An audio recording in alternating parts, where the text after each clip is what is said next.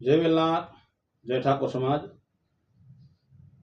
જણાવતા ખૂબ જ આનંદ થાય છે કે ગુજરાત ચુવાળિયા કોળી ઠાકોર સમાજ સંકલન સમિતિ અને સંત શ્રી વેલનાથ પરિવાર દ્વારા આયોજિત સૌ પ્રથમવાર ઐતિહાસિક ચુવાળિયા કોળી ઠાકોર સમાજના સર્વાંગી વિકાસ માટે ઐતિહાસિક મહાસભા જેતપુરના આંગણે તારીખ 15/8/2024 રોજ થઈ રહી છે.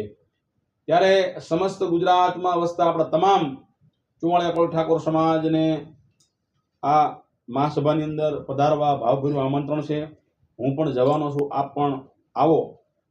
અને જેટલા પણ આપણા સમાજના સંગઠન ચાલે છે એ તમામ સંગઠનોને નમ્ર વિનંતી કે આજે સભા થવા જઈ રહી છે સંકલન સમિતિ દ્વારા, વેલનાથ પરિવાર દ્વારા આયોજિત, જે માત્ર ને માત્ર જેનો ઉદ્દેશ્ય આપણા ઠાકોર સમાજ, ચુવાળિયા કોળી ઠાકોર સમાજનો વિકાસ, ચુવાળિયા કોળી ઠાકોર સમાજની ઉન્નતિ માટે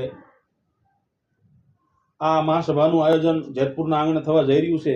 ત્યારે તમામ સંગઠનો આ સભાની અંદર હાજરી આપે અને આપણે બધા સાથે મળી આપણા સમાજના વિકાસ માટેની ચર્ચા વિચારણા કરીએ.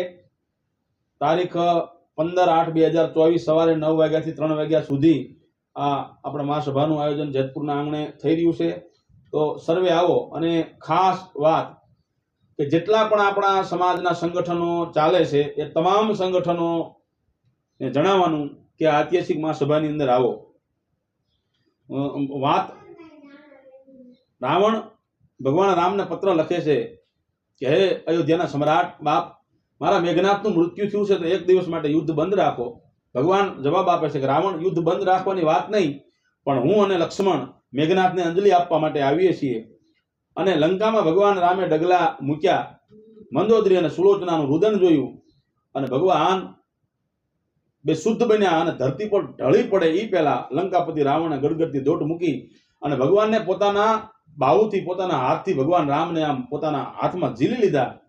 ભગવાન રામની આંખો ખુલી અને રાવણની માથે જે આંખ મંડાણી, રાવણની બે આંખ અને ભગવાનની બે આંખ હામ હામું જ્યાં મિલન થયું ને, ત્યારે ભગવાન રામ રાવણને ઈશારો કરે છે કે રાવણ બાપ, તારી આ શક્તિ અને મારી અપાર શક્તિ, તો બેનો સમન્વય થઈ ગયો હોત, તો બેનું મિલન થઈ ગયું હોત ને, તો રાવણ આ જગતનું કલ્યાણ કરી દે.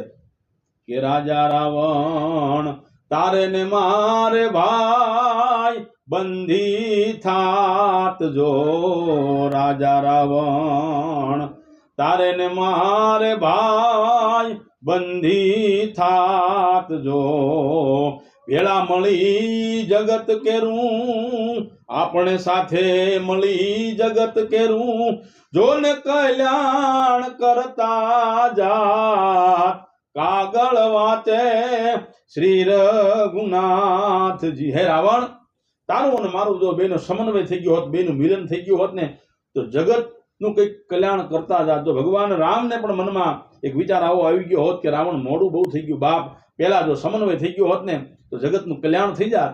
તો રામને આવો વિચાર આવ્યો હોય તો આપણે પણ હવે એક વિચાર આવો, સમય હજી વીતી નથી ગયો, મોડું નથી થઈ ગયું. આ બધાય સંગઠનોને એક નમ્ર વિનંતી કે ભગવાન રામને વિચાર આવ્યો ને એમ તમે બધા ભેળા મળી જાઓ અને આ સંકલન સમિતિમાં આવી જાઓ અને બધા ભેળા મળી અને સાથે મળી અને ઠાકોર સમાજની વિકાસ માટે, ઠાકોર સમાજના ઉન્નતિ માટેના જો પગલાં ભરો તો આપણા સમાજનો ખરેખર વિકાસ થશે.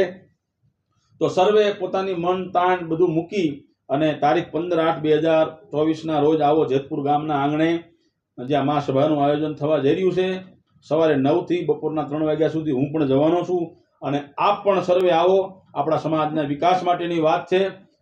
જય વેલનાથ, જય ઠાકોર સમાજ.